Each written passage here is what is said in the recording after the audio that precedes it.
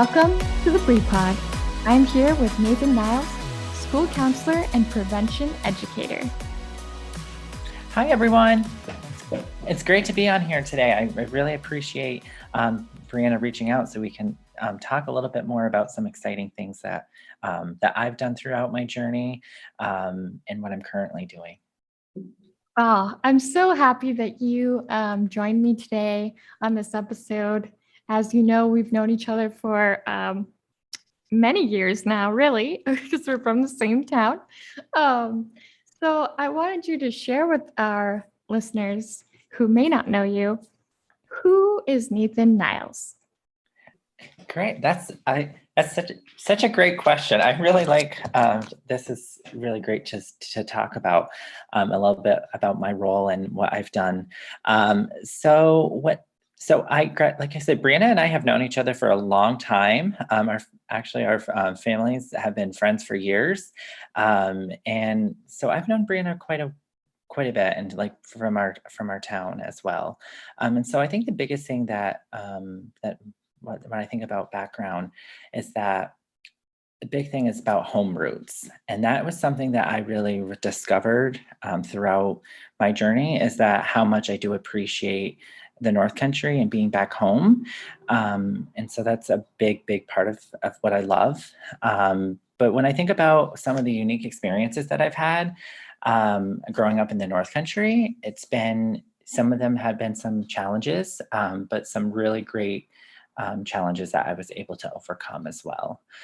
So I graduated in 2015, and then after from Brush and Mawira, and after that I went to St. Lawrence University for my bachelor's, and that was really great because when I first went to St. Lawrence, I didn't really know exactly what I wanted to do. I knew I wanted to be an advocate. I knew I wanted to help people. My intentions were actually going into law. That's what I really wanted to do.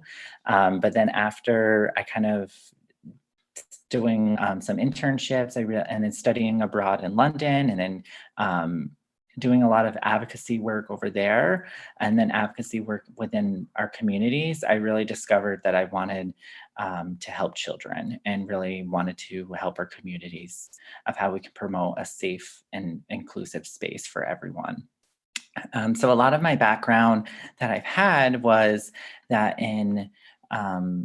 when I was at St. Lawrence, I did a lot of within the community there. I helped out a lot in different kind of organizations throughout campus, but a lot of just like St. Lawrence or just like Brushton, St. Lawrence, that community is very, very important too. It's very like that home, that kind of root kind of community as well. So that's what really, from growing up, I've always seen like my parents with advocacy. That was something that really inspired me into that kind of journey. So when I actually went to London, I actually did, so when I did my study abroad, I actually did I did a volunteer internship at Stonewall, which is the biggest LGBTQ plus nonprofit in Europe. And so that was so cool to have that experience and to actually like dive deep into the work of advocacy and really focusing around LGBTQ plus issues. I identify in the community, I identify as gay, but to see the experiences within the communities and to see other identities and like gender identities and sexual identities was just truly amazing. And it was really what sparked me about the idea of being an ally and allyship. So really focusing on how can, even in a big city like London, there was still, we wanted to still be promoting that safe, inclusive climate and that environment for everyone, because we all deserve that at the end of the day. So really, that's what really focused my journey into advocacy. Once I got done that, I graduated from St. Lawrence in the class of, actually just in December 2018, I graduated, but I was technically the class of 2019.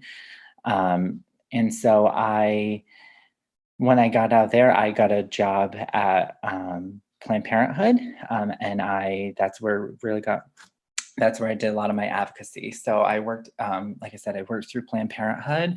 But what was unique position when I worked at Planned Parenthood, it was that I was the sexual assault prevention educator, and so I worked for sexual assault services, and that's what's really unique about our Planned Parenthood in the North Country. We also have a sexual assault service agency for Clinton, Franklin, and Essex counties.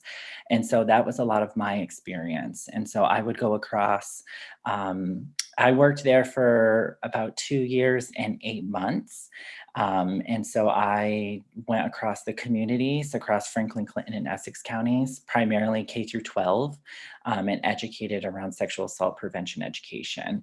And a lot of those topics really included around child sexual abuse prevention, healthy relationships, and how can we have a healthy relationship? Because so many of us, I think, often we don't experience healthy relationships, and so I think every day having these conversations about prevention education and how we can make sure everyone has a safe and healthy and inclusive environment is so important. And so that was a lot of some of the background that I've done in that position as well. I also, when I was there, I did a lot of groups as well within the community, primarily for teens, and how, again, opening up the area to build a really safe, inclusive environment for teens across the North Country.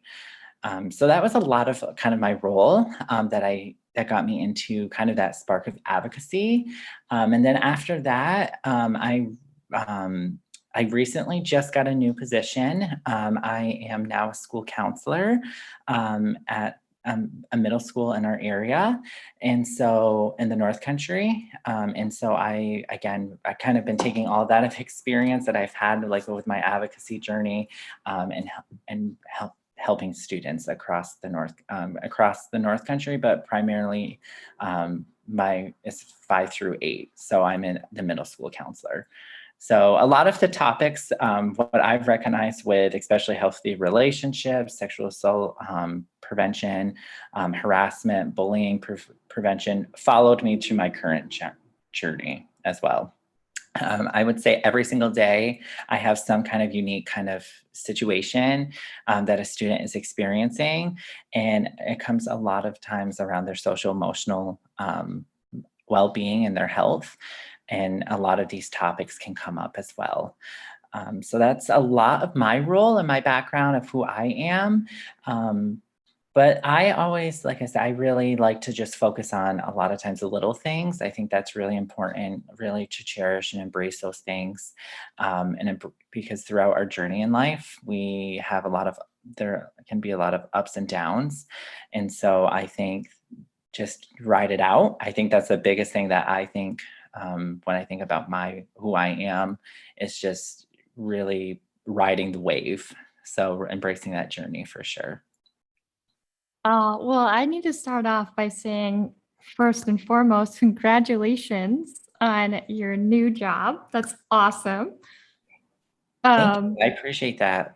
yeah, knowing you personally, it's just so inspiring to know just how far you've gone. And I didn't even realize, I mean, I do remember that you went to London, but I didn't even realize that had occurred for like I'm just so happy for you that you were able to have such a passion and make change overseas as well. That's such a beautiful thing. Yeah, absolutely.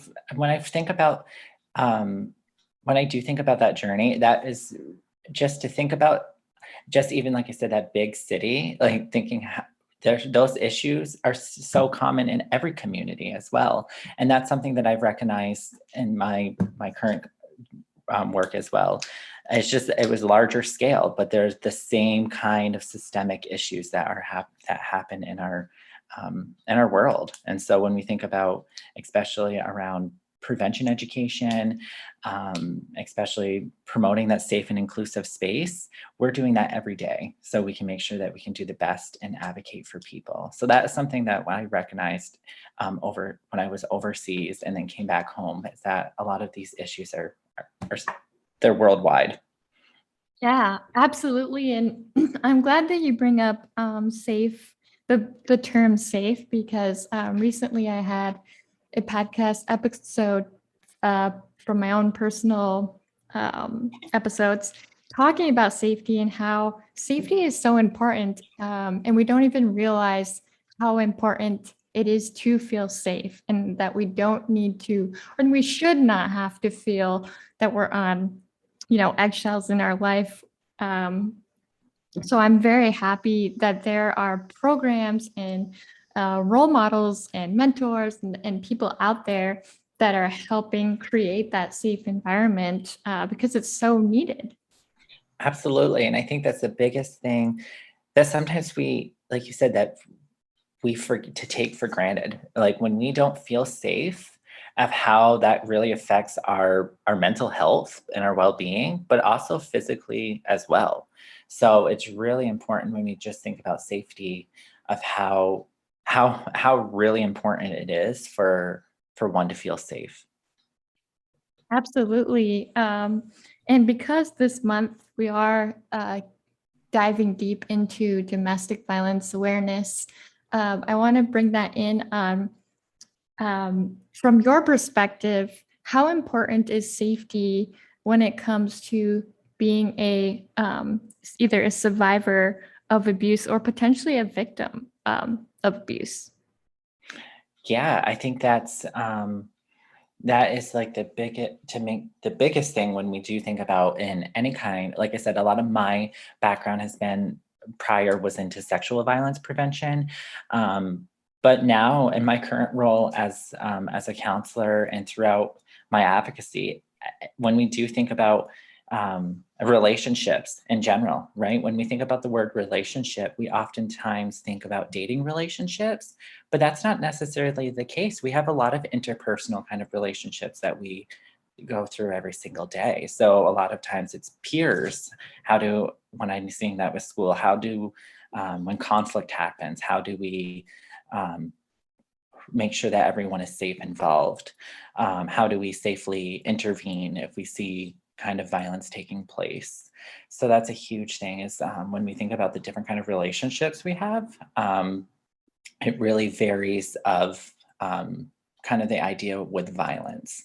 And so when we think about from a survivor and a victim kind of approach, of how we can promote that, is really validating someone when they are going through um, their experience and their journey, because especially when we think about violence and abuse, that's often because of a power and control struggle. And when we do see that kind of situation happening and escalate, we don't want it to get to that escalation where it does become domestic violence or some sexual violence, because we can prevent that at the end of the day. And by promoting, like I said, that safe, inclusive environment and space is really important for people. I really appreciate you bringing up the that there are other forms of relationships, because a lot of times when you think of domestic violence, I think some people strictly go to the idea and sexual abuse of violence that it's just your partner. But unfortunately, with both, it could be an adult in your life. It could be, your parent who's abusive. It could be anyone. It's not just like the person that you're dating. So I'm glad that you brought that um, up, because it can, even with mental abuse, that can be an environment that is unhealthy for yourself as well. Absolutely. And that's when we think about violence, there's so many different kind of um, I like to say like kind of webs from violence, because there's physical violence, right? There's where it could be actually like kicking, shoving, any kind of that kind of physical nature. But there's also emotional and mental violence as well. I mean, when we think about the idea of gaslighting or um, manipulation, those kind of tactics, that can be very unhealthy as well, which could lead into sexual violence and domestic violence. And when we think about those systemic issues, and there's a lot of yeah, emotional violence. There's financial violence. There's a lot of different kind. When we just think about the word violence, there's a lot of different umbrellas that happen Absolutely. and who can be affected. Because at the end of the day, when we think about domestic violence or sexual violence, or like I said, any kind of violence, we're all affected by it.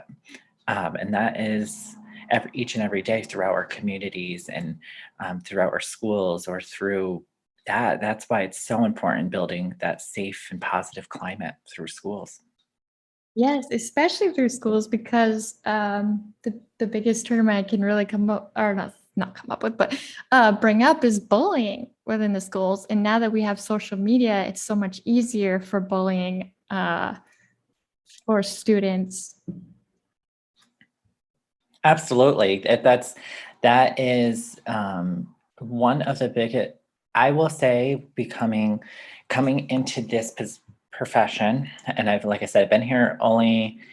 I've been only in my new position for a month, and I would say every single day we're noticing definitely increases in harassment or well, getting into preventing harassment, I shouldn't say, but just in general of conflict and how the conflict can escalate and how it's continuing and repeating. And it can be a lot of bullying that can happen. So that is definitely when I do think about just even from my previous work too, it just it's kind of it happens a lot each and every day. I think it does, and especially like you said, with the rise of cyberbullying is huge, especially when we think on like social media apps like TikTok or Snapchat is another one, Facebook, Instagram. We can see a lot of those. We can see each and every day of how um, sometimes how people are treating one another. Absolutely. I know that it's even scarier when Snapchat had, and I don't know if they still have this feature, but they had the feature where they could make messages anonymous and send them through. And I know that's actually most platforms could allow that as well. Um, but it is almost I want to say in a good way to hear that at the schools that there are uh, prevention measures being made in order to help diffuse potentially that bully or maybe find why that person is bullying or how to help the person being bullied. So very thankful for you in that position. Absolutely. Yeah. And I think the biggest factor why what's happening is when we think about stress. And that is the biggest thing I think peer pressure, stress, and other factors and stressors that are happening. And oftentimes that's why bullying or any kind of violence kind of happens. Is like when we think about when someone's feeling stressed out, maybe their defense mechanism is um, to act out into that kind of to that getting into the kind of violence as well. So, like I said, we can really prevent that at the end of the day, and that's when we do think about, especially situations with violence for sure. So I appreciate you sharing that because I do believe that that is so true, especially with COVID making our environments, I think, a bit smaller, or I should say our community a bit smaller with person to person interactions.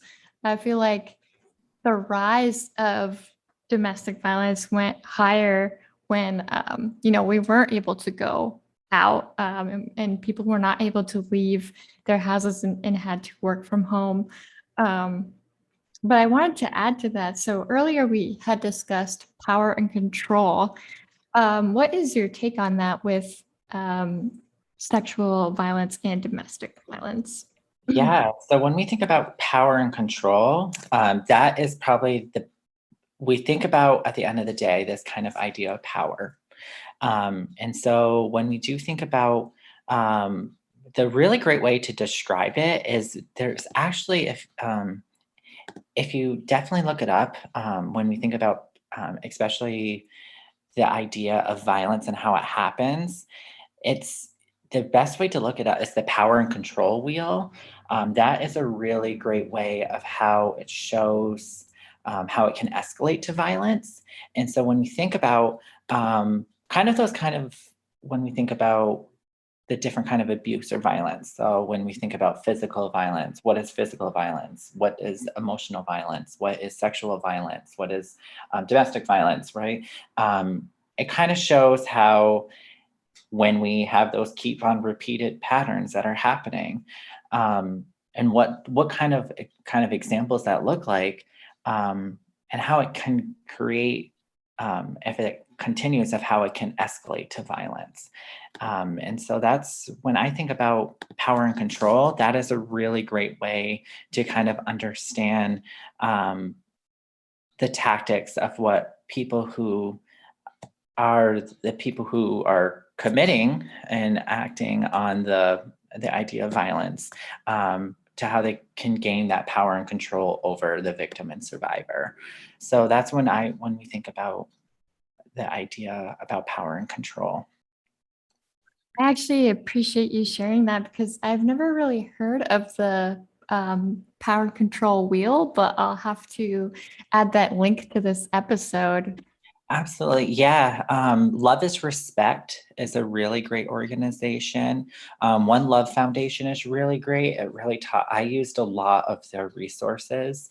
Um, when I was a prevention educator, they have really great videos, really great ways to show about kind of those warning signs in your relationship. And to, so it doesn't, and when we kind of see these signs, and how it doesn't escalate to some kind of to violence, um, and domestic, especially domestic violence and sexual violence. Because my biggest thing is that I always wanted to make sure, to let people know this, that no relationship is perfect. No one, right? Where none of us are perfect, but we can strive to have healthier relationships. And so we want to make sure so it doesn't end up getting to escalate to that violence as well. So that's a huge thing when we do think about, because not every relationship, that's a big piece that I want people to know. Not every relationship might have domestic violence or sexual violence, but that's why it made me recognize why it's so important teaching young to, lifespan, about recognizing and talking about those warning signs in relationships, because that can help de-escalate, um, this situation, and making sure that there isn't that kind of power and control struggle. Definitely. I do want to touch base a little bit on the aftermath of a violent relationship, just because there's a lot of like almost falsehoods or like myths out there where either the survivor or victim, believe that they could have done something differently and then what I mean by this is that a lot of times they feel, that had they done something a certain way, they wouldn't have been hit. But what I have learned from researching so deeply into domestic violence awareness is that a lot of times with the abuser, it, like you said, it's that it led up to that point. Like it didn't just start where they hit you, it led up to that. So I wonder what your take is on that aftermath and falsehood. Absolutely. And I think that, like I said, everyone processes and when it differently. So when we think about I mean, that's trauma that, when we think about, especially with if you are a victim and survivor and living in a relationship that was unsafe and led to some kind of domestic violence or sexual violence, um, that there's many kind of different stages that the aftermath that one goes through. And I think that's like you said, I think when you said a lot of times, especially um, when we think about victims and survivors, oftentimes a lot of times they blame themselves and blame themselves because of the violence that they'll be like, oh, I can't believe I let that happen to myself. But I think what's hard is when we get invested into relationships, it can be really hard to notice those signs as well. And so, and oftentimes if one is able to get out of that relationship, they're able to kind of recognize afterwards about some of the things that might have that happened.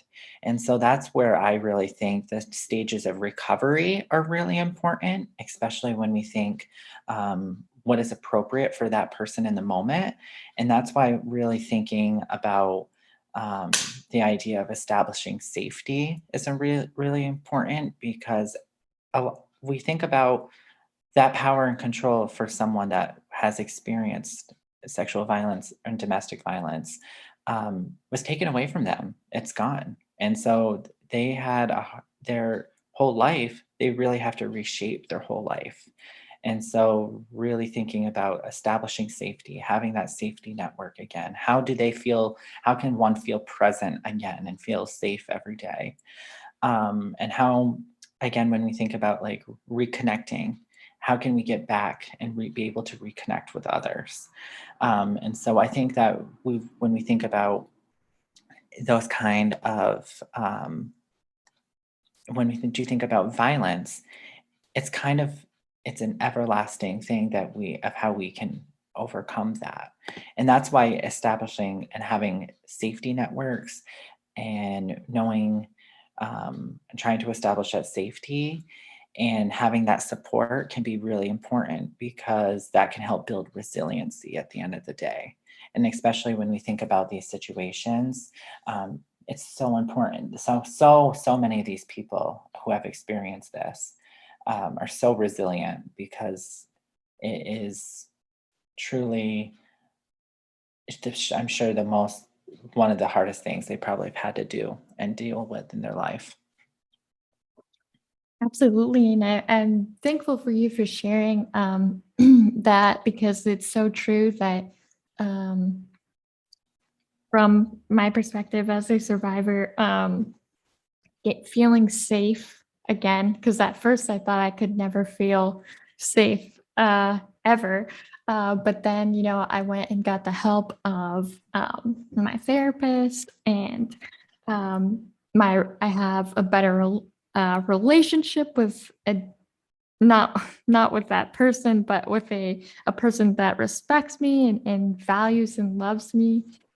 But I'd love for you to share what, especially since you work with school age children, what advice would you give to parents that maybe they could share with their children to find your program to help with that safety that you guys are able to provide?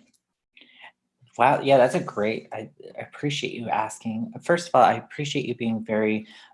Thank you for sharing your experience, and that's really vulnerable, and that takes a lot of strength and courage to talk about. So, kudos to you for doing your work. That's and really working through those kind of barriers and those struggles that you've been through, because that's not easy. So that, and I'm sure it's not easy. So that's you're really strong and resilient for going and seeking out and getting the support so you can so you can feel safe again. So I just wanted to touch base on that real quick as well. Thank you.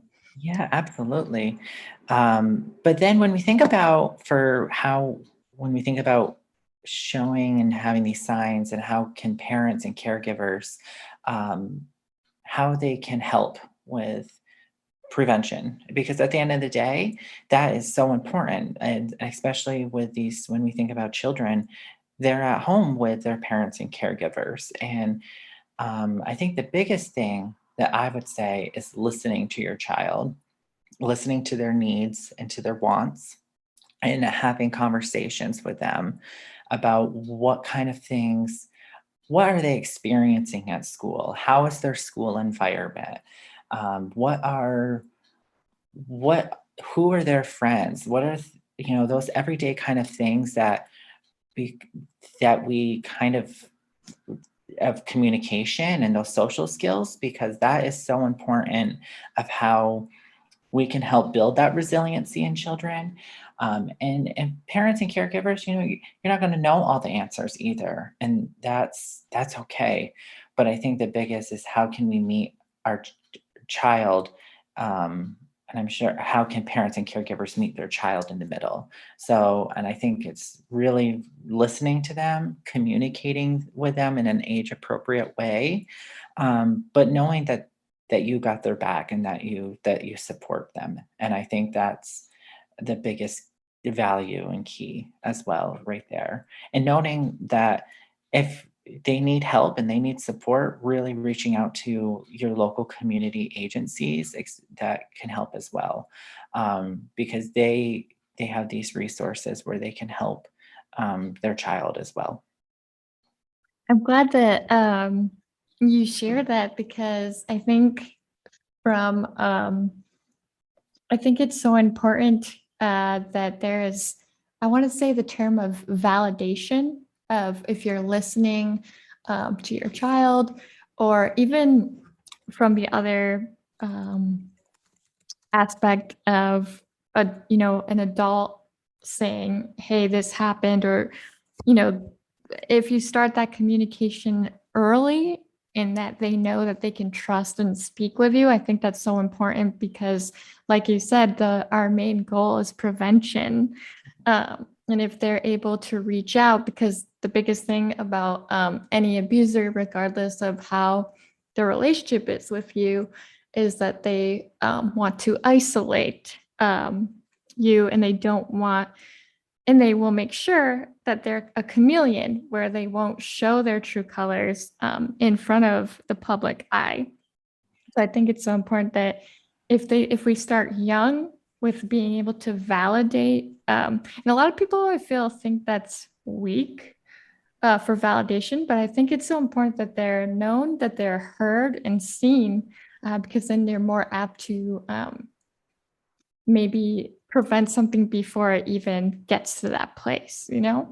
Absolutely. I think that's like you hit it right spot on. It's like the validation is key. I think that is the most important thing when we think is to validate your child, or just when you think about people in general, just really validating them and listening to them is really important as well. And I think a lot of it is when we think about feelings and emotions, as learning of how can we offer those kind of tools, but how can we help, especially when we think about children, how can we help them regulate those emotions and those feelings, especially if they are experiencing these kind of huge, big systemic issues like violence? How can we, um, how can we help them cope through these times as well?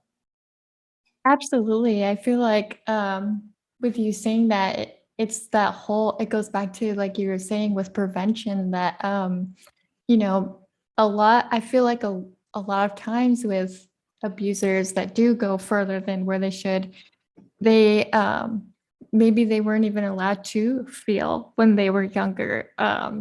Because I know that there's a lot of people that believe, feelings again goes back to that weakness are not okay. But I think it's important to feel and help them work with those feelings because in the future, it could be beneficial to their future friendships and partnerships, and help continue with that prevention. Absolutely. And I think, that's a huge thing that I've recognized as a school counselor too. A lot, yes, we're here for counseling and helping students, but we also do it when we're in the classrooms and when we think about this climate for school, we're we really want to help for that prevention, but creating that safe environment for all students, because that's so important when we think about when conflict arises and violence happens. Yes.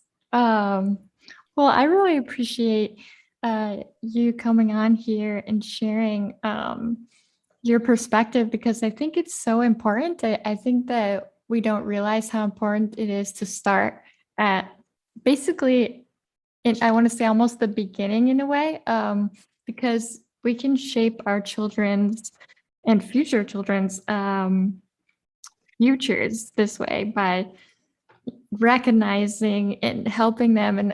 I'm so thankful because I feel like, especially counselors at school, I feel like they don't get enough credit for how important and valued you are all for students. And I personally appreciate the counselor I had back in school because they really help you not only make an impression on your life, but feel seen and valued. So thank you for your service and your help. Well, thank you so much for that. Yeah, I'm sure all the counselors. We appreciate hearing that as well. But we, like I said, we're here to. That's what our jobs. That's what we're here, and that's what got us into our kind of field. Is that we want to see the best out of children, and we want to make sure that they're heard, they're seen, and that they get the best support ever, and that they're feeling safe and throughout their environment. Yes. Oh, so I did want to ask you before you go a couple of things. Number one, um, where can either our followers either find you or what organization would you like to share with our followers? Yeah, I think the best one is so I have a LinkedIn profile. So it's under Nathan Niles. So you can go there and so yes, and that's a really great way if you want to connect or if you have questions. Um, that's a really great way as well. Perfect. Thank you. And then my final question for you is, as you may know, at the end of each episode, I love sharing an affirmation. And lately, I've been having our guests share their personal affirmation that gets them through. So I would love for you, if you're willing, to share an affirmation that means a lot to you. I think I have two that I really like to talk about. Oh, I think, yes. yeah. So one I think is embrace the journey. I think that's a huge thing. So I got I have a tattoo on my ankle that has that. It's with a wave above it, and it says embrace the journey. And I think that's so important because when we do think about that kind of symbolic of like a wave, right, or in our journey in life, it's kind of this circle, but it just keeps. There's going to be times where it's smooth. There's times that it's going to be bumpy, but how we can manage and get through it is really important, and how we can get through our everyday life, especially when we are thrown those kind of obstacles or barriers as well. And then the other one that I like to is give yourself some grace.